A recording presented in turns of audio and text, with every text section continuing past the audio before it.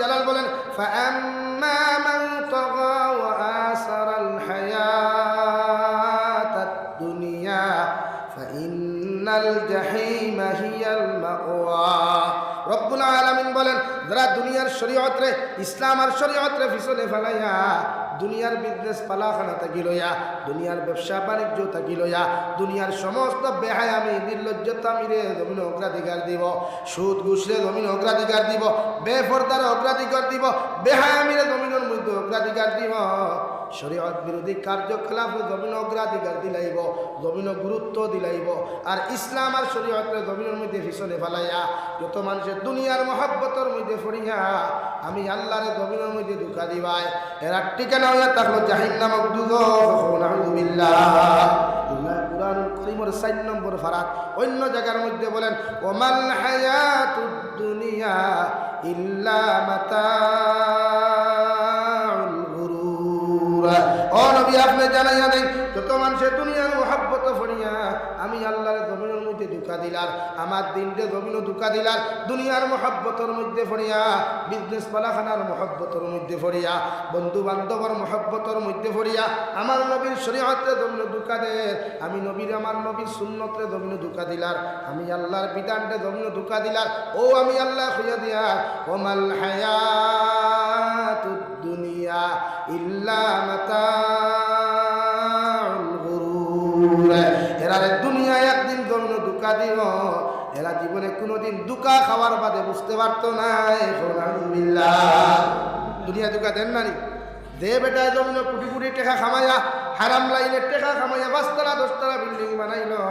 নিজের ফুরিরে দামি দামি গিফট দিল, ফুয়ারে গিফট দিল। ও বেটা মারা যাওয়ার পরে তিলাওয়াত করনেওয়ালা মানুষ জমিন নাই, ও বেটা মারা যাওয়ার পরে দোয়া করনেওয়ালা মানুষ নাই। বিশ্বনবী মুহাম্মদুর রাসূলুল্লাহ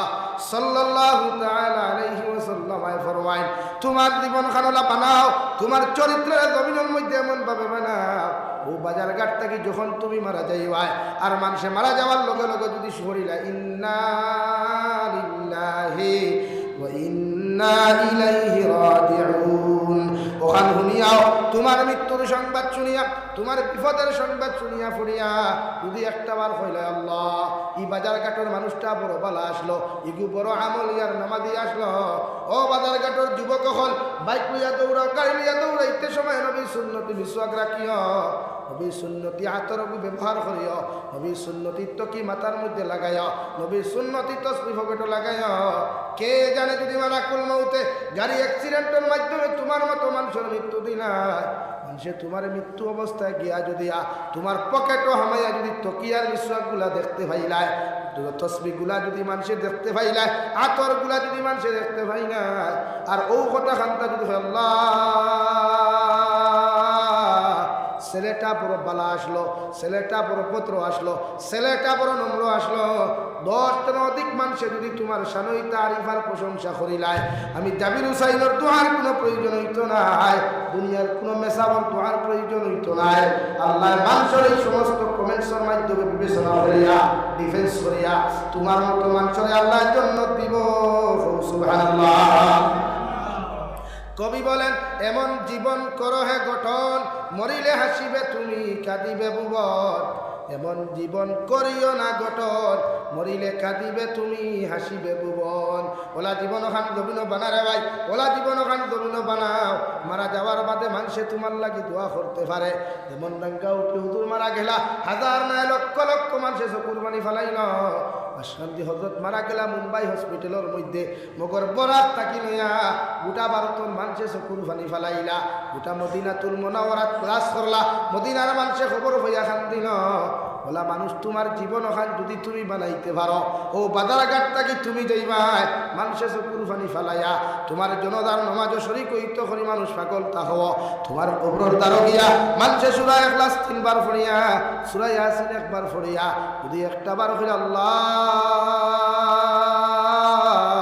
এই মানুষটা বড় বালা আসলো। ও বর্দানিসীন মা বই নকল বেহায়ামি নির্লজ্জতা আমি সারিয়া যখন দিনদার মুক্ত হয়ে যাবাই, তুমি মারা যাওয়ার বাদে তোমার এলাকার মা বলিতে যদি তোমার লাগে খতম করে দোয়া করায়, তোমার এলাকার বনিতে যদি তোমার তারিফ আর প্রশংসা করিলাই দুনিয়ার মেসা বকলর তোমার কোনো দরকার হইতো না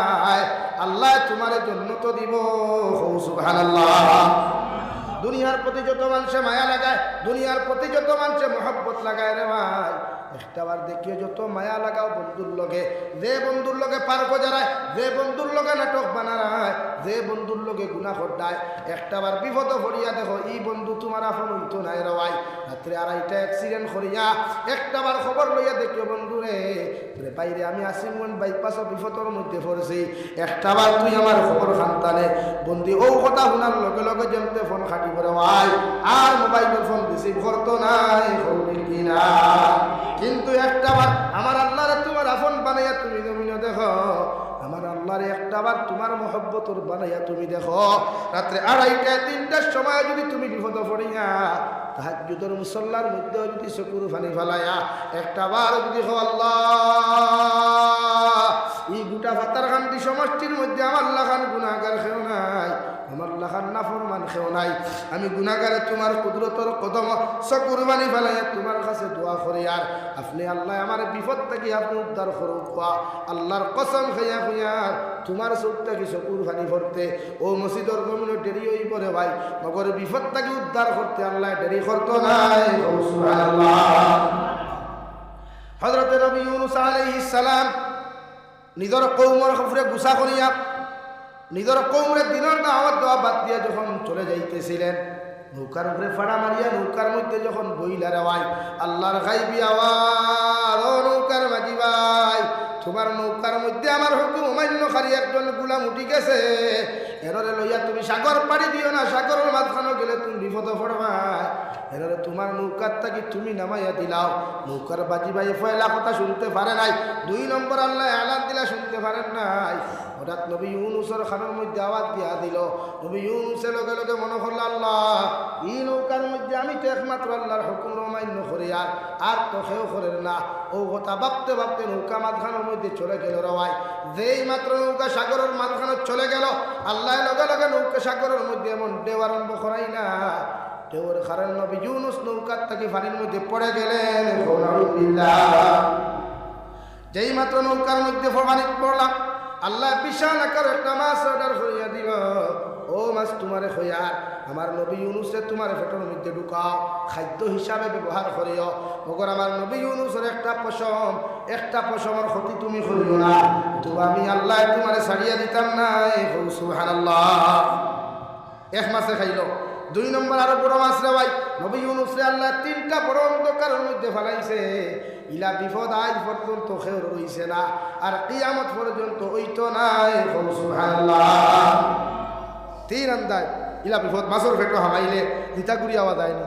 মাতই না কেনে হ্যাঁ নবী ইউনূসে আল্লাহ হারাইছে ওরা কি মাছে করছে বলতে পেটো থইছে কইব অত বড় মাছ আছে রে কিতা মাথ নবী সুলাইমান সময় কমিদা নবী সুলাইমান আলাইহিস সালামে আল্লাহ রে একবার কইছিলা আমারে তো দুনিয়ার বাদশা বানাইলা গোটা জাহানের বাদশা বানাইলা সব মখলুকর ভাষা বোঝার ক্যাপাসিটি দিলা তো একবার আমার সুযোগ দেও না একটা মখলুকরে তোরা নাস্তা করাইতাম কিতা করাইতা ভাই হ্যাঁ আল্লাহ কইলা ভারতায় না এইটা কিতা মাত্র আস্তা দুনিয়ার বাদশা আমি আস্তা দুনিয়ার বাদশা আমি একটা বার আল্লাহ ভারতায় না না হারবো আল্লাহ কইলা ঠিক আছে বিশাল আল্লাহ খালো মাঠ সাজাইব বান্ডা বান্ডা ভাষ্যরে 1 2 দেখ না ইটা এক দেখে বাজার কাটার মানুষ খাইয়া শেষ করতে পারছে ও লাগতো আর ইটা খালি আর খালি সেন্টে আসতে দুনিয়া সুলাইমান আলাইহিস সালাম সাধারণ কথা না হ্যাঁ এটা মুসল্লার উপরে দ্রুতি দৌড়তো দৌরাষ্ট্র দিয়ে রাষ্ট্র ফাঁকি ডানার বই দিতে ওঠা ও কুরসি লইয়া বইতা দেবা এটা ইগান লোকে থাকতো ইগান হতো না বাদশাহ দিল কারনাই হ্যাঁ চ্যালেঞ্জ পর্যন্ত দিয়া গেল দিল কারনাইনে কইলে আমার ওখানে ফাটাইয়া দিতানি ওরে লাগতো না আমি সুলাইমানটা তোর কিচ্ছু দেওয়া রাখলে যাইতে পারবা আল্লাহ কইলা ঠিক আছে নাস্তা করা অর্ডার দিলাম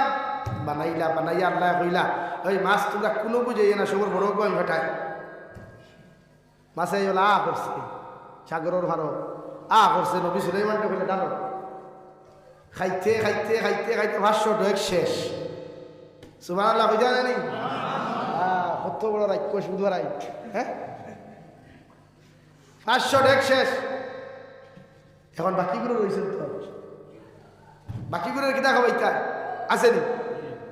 হিরিয়া বানানি শুরু হিরিয়া খাবারে হেবেটা আপর হইছে কইলার মাসর ভাষা বুঝুন তো রাতে কইলা হইছে না আপু এটা কিতা মাতো আপু 100 ভাগের এক ভাগও পড়ছে না সুবহানাল্লাহ কইলা রে